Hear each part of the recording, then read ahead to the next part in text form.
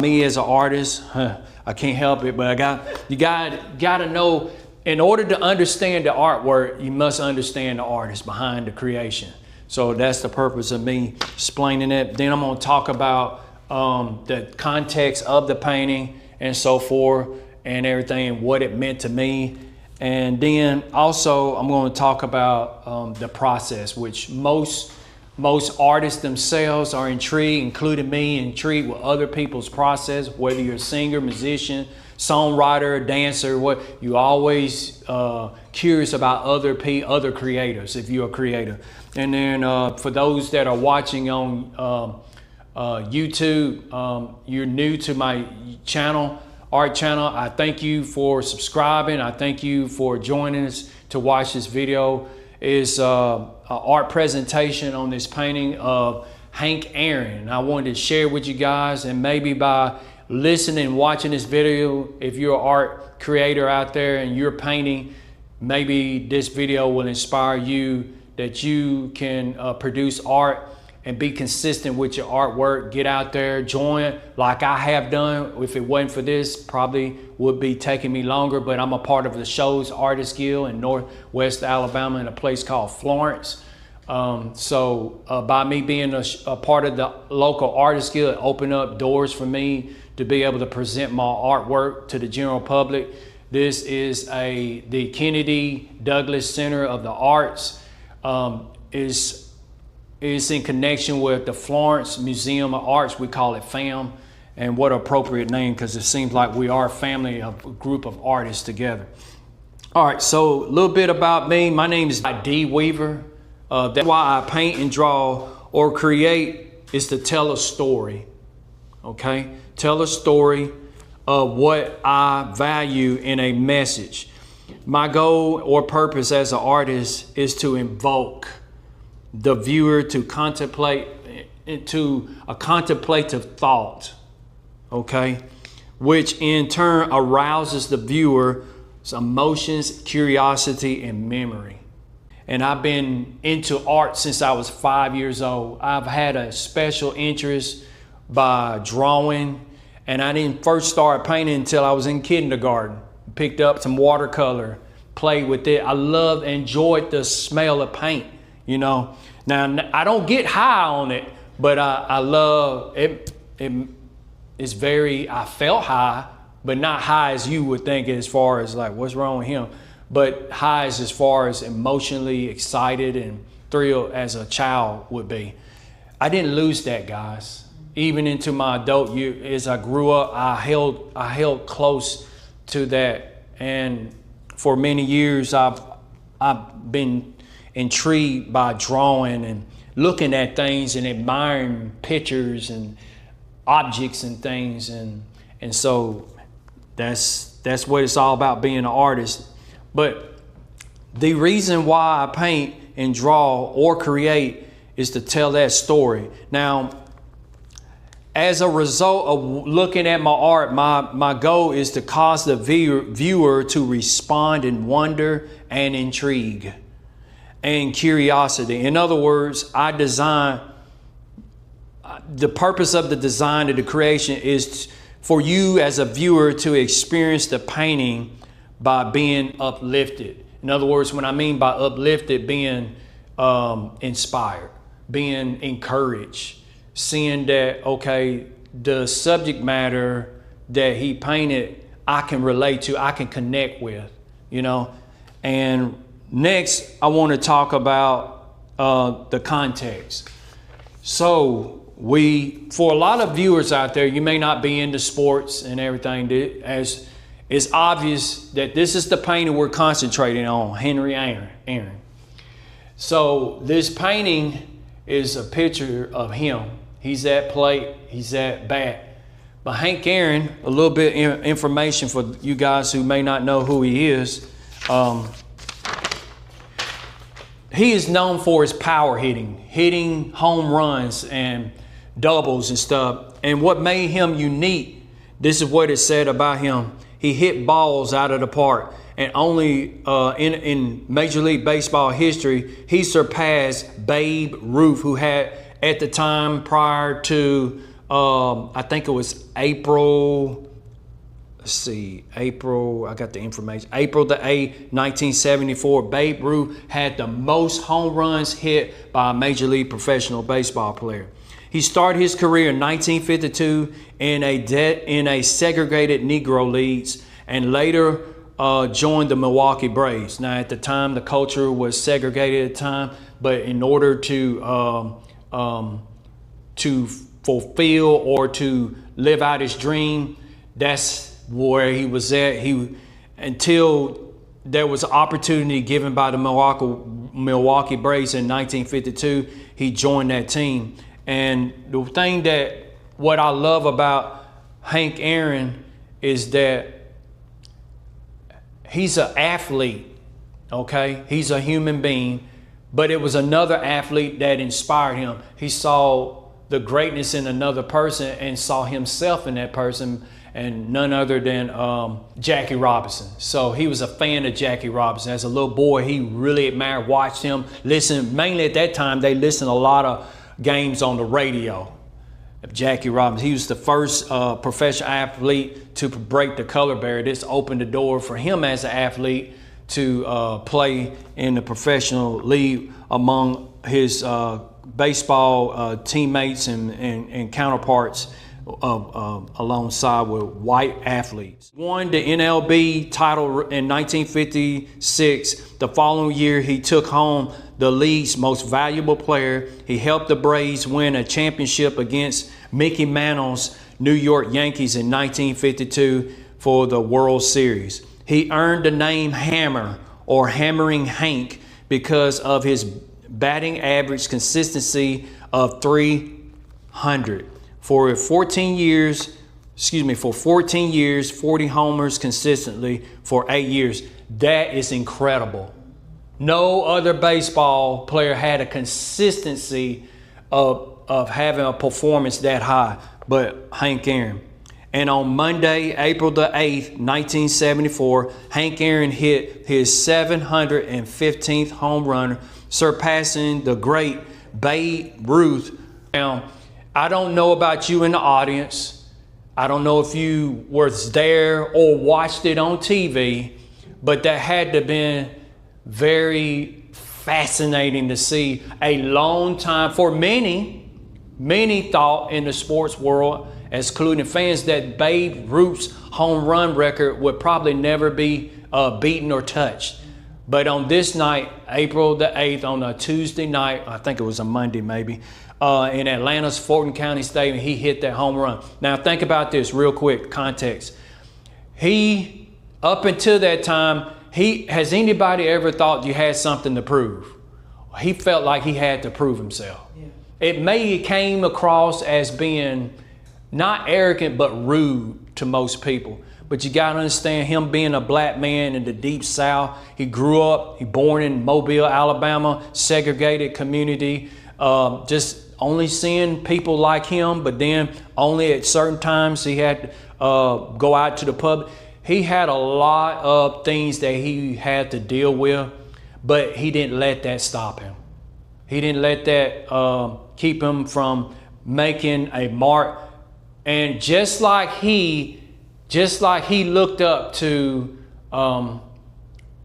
Jackie Robinson, some other players looked up to him as well. As a matter of fact, I'm gonna mention a person's name. He loved baseball. And matter of fact, he loved it so much, he named himself his stage name, and he named himself MC Hammer. He's a baseball fan. He loved Hammer. Himself in honor and after Hank Aaron. But can you imagine leaving a legacy like that, an impact on this world? As of right now, we know that he's no longer with us, but his life and his hard work, which takes dedication, has left an impression. So real quick, I want to talk about the process. So what I used, in case you haven't seen or know, I used acrylics. I always work with acrylics. I don't have to work with acrylics. I can mix it up here and there, but on this particular piece, it's all acrylic. Now, for those of you guys who are art lovers and you do and create art, particularly familiar with the color wheel or the color theory, the colors are basically, there's not much of a great range in values. They're mainly in the middle value range. And I think I want to leave it like that because Hank Aaron's personality was not one of flamboyance or one of just out there at your face. He was a well-mannered person, very quiet, reserved, humble man. And the colors seem to be very subdued and stuff because of the time and maybe the emotional setting within his own heart as a baseball player. And he's here up at bat about to swing and hit a ball. Now, what I love about the image, I wanted to really emphasize on the uniform. Now, if you pay attention, you look at the uniform, you see there's a lot of wrinkles within his uniform. I wanted to really emphasize the brush strokes because as an artist, I really want to, and that's my goal, to get better at painting. I'm not there yet. And maybe you guys out there watching wanted to get better too. And I think that's a good attitude to have because if you think that you've already arrived, you won't push yourself to go higher. So that's what I was really pleased at this. But if given the opportunity the next couple of weeks, days and months, I'm sure when I look back on this, I'm gonna say to myself, wow, I really thought I was doing something then, but look where I'm at now. I'm like, man, boy, have I improved. So it's the same with this. Right now, I'm very pleased with what I did. I sense that I accomplished what I wanted for the viewer. As you can see, he's in center stage. He's bigger than the people in the background. That's usually how it is in sports. He's the center of attention. I'm sure they're looking at other players that they may be fans of. But here's a black man ready to hit a ball. And I'm sure enough, he had a consistency of him in baseball or football. If the sky is overcast and it's dark enough, sometimes they'll cut the stadium lights on at certain times. But that's where you see a little bit of sunlight and then possibly around probably, I wouldn't say twilight, but it was an afternoon thing. If you're here in person, maybe perhaps I can zoom in for you guys watching. There's a lot of simple brush strokes where the brain, it doesn't make sense when you come up close, but when you walk far away, your brain puts it together and it looks aesthetically more pleasing as you look at the piece far away. I don't know if you guys get that point, get that picture as you hear, but that's the whole point. That's called impressionism. That's the thing. You capture the impression of the subject. So you capture the fleeting light. You use limited brush strokes. You put as less brush stroke. You don't stay on one thing over and over again. You just load your brush, put it down, and step back, and you look and see what needs to be adjusted. That's what I wanted to portray. Also, you see the white chalk here. That's the batter's box, the home plate, and everything. And as a baseball player myself, and being in the South, I watched a lot of Atlanta Braves and on up until now. I don't watch the entire game like I did when I was young, but I was really intrigued. I wanted to do something because I love the Braves, and plus Hank Aaron represents my culture. He represents me as a black man, and excellence in what he had to face almost gives me no excuse. I have everything. All I have to do is stay focused and be determined and and take advantage of every opportunity given to me to make a difference in this world. If it's just one person, I can make a difference in this world before I'm gone. I've done what I needed to do. So I open it up to Q&A. Any questions for you guys? Even out there, write down your comments or questions that you may have about this piece, and I'll be glad to answer you. So going forward right now, any questions or comments? How long did it take you to do though? That is the #1 question that I've been asked. It took me 5 hours. 5 hours? Yes, 5 hours. And real quick, it is a 16 by 20 painting. Stretch canvas. Anyone else? Well, you asked the person I was going to ask what inspired you Yes. to do Yes. and Hank. Yes. And I can remember as a girl, I wasn't your typical, You know, I Yeah. was a tomboy, but Okay. my dad was a huge, and I still am a huge baseball fan. But the Braves, we watched them, and I remember sitting when I came in earlier, Yes. and I sat there and I started laughing. It brought me back to that moment. Oh, wow. Because I was sitting in the bedroom with my dad when we watched that, and I remember my dad saying, "Okay, Hammer Hank, he finna do it. He finna do it." Yeah. You know, Yeah. and I said, "Really, Dad?" And he Yes. was like, "Yes, Hammer Hank finna do it today." And when he hit it, it was just so, oh my God. You brought me, so thank you.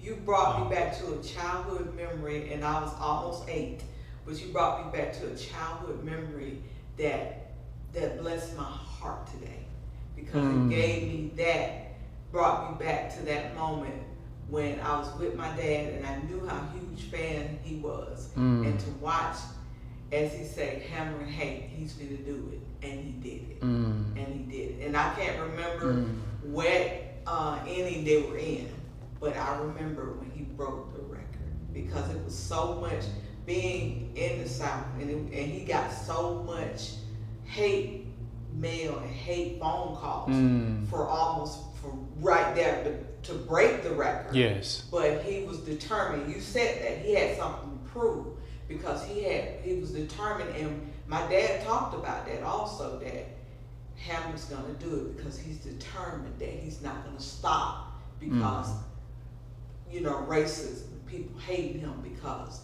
he's a black man finna break Babe Ruth record. And I can remember after the fact on the news when they asked him about the guys that, because you'll see guys, Yes. I think it's 2 white guys that ran out there, and he said at first it caught him off guard. He said, but the way that they was running, and he could hear them saying, "You did it, you did it," you know. And he said, and I remember that stood out, because it was 2 white guys, they fans that came out to congratulate him as he was running around. Yes. It gives me chills now to think about it. Ooh, glory. It was so overwhelming. So thank you. I want to thank you for You're welcome. inviting me, and I came, and that brought very good memories. I want to say something to the audience and you guys here. I know we're not playing baseball. We're sitting up here, but sports, there's a parallel. There's something we can get out of sport. Thing about sports, it unites us, but you know, for most of us, it should, and it's supposed to. It brings us together, but at that time, there's so much tension and stuff. But things have gotten better, you know. But can you imagine? We may not be playing baseball now, but I don't know what base you're on in life. I don't know if for most people at the time of when you're a kid, this is how I'm gonna relate to your life. You may be still at the plate, immature, developing in some area. It don't have to be your age. It could be something you're doing right now, but you're just at the plate waiting for the opportunity to hit the ball, and you swing at it and you miss, and you're disappointed because it didn't come the way that you expected. You know what I'm saying? But yet you're given another opportunity. You hang in there and you believe in yourself. I'm gonna hit it the next time. You encourage yourself, and you, boom, you hit it. Or you miss it again, 2 strikes. No, I can do this. I can get it. And you got the resistance. You got the ears of people, and it's a road game. You got a lot of going against you. But I'm here to say that if you just, like he's playing on the road, this is not your typical Atlanta Braves uniform. Usually a home uniform will be white, but he's on the road. Many of you guys in life feel like you're on the road. You got a lot of noise, a lot of negativity. You got others, instead of plotting for you, they're plotting against your demise, which is so wrong. But we do have people that are like that. But I'm here to let you know, don't listen to that. Don't let that be your focus out there. Listen and focus on the opportunity that's right before you and take advantage of it like he did. And he hit the ball. Now you may not hit it out of the park, but you can at least make it to first base. Some of you guys are on first base. You done hit the ball, and now you're depending on your teammates to get you around the ball, get you around the bases to get you home. And I would say this, some of you guys took advantage of that opportunity and they call it stealing. Now this is baseball. It's okay to steal, but in actuality you can't steal. But when it comes to baseball, you can steal. You don't, when given opportunity, that pitcher throws the ball, you take off running. Sometimes you gotta make the opportunity for yourself.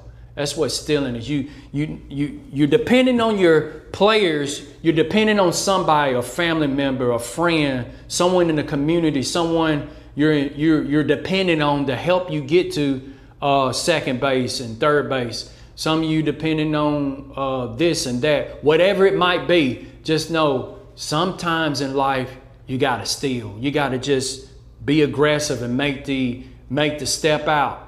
And believe that you can make it you can make it to second base or third base. And home is the ultimate goal, home. And once again, I say he's at a ballpark and he's not playing in friendly confines of Atlanta or Milwaukee, which is his uniform at that time. It's Milwaukee here, but it's still the Braves.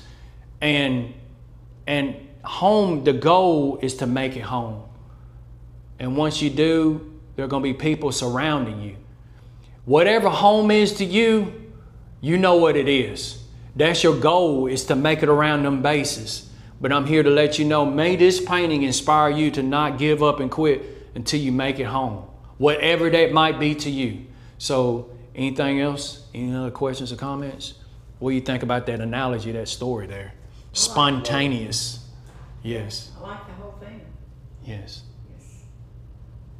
I was looking at it again. I just admire the contrast with all the beige in the background represents a white audience, and you get this feeling of like uncertainty.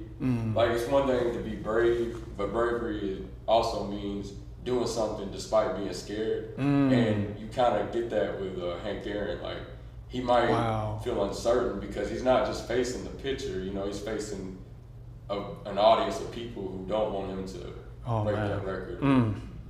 Wow. So for him and Jackie Robinson, it was more than just baseball. It was. Yeah. And I know it's history, but we don't focus on it. But this is for anybody, whether you're handicapped, facing a medical issue, whatever challenge you're facing. And it seemed like the odds and the resistance is coming against you, stacked against you, you can't overcome, you can't prevail. And I think you have been given I know it seems weird, but you may have been given, it seemed like, man, all the cards against me, but perhaps it's a wonderful opportunity to make an impact in this world to the point where when your last days are up and done, you make an impact to the point where it's just one person, like, I can do what they did. They can do it, I can do it. Because that's what happened with him. And hopefully what I'm doing today, and you're an inspiring artist, you can do it too as well.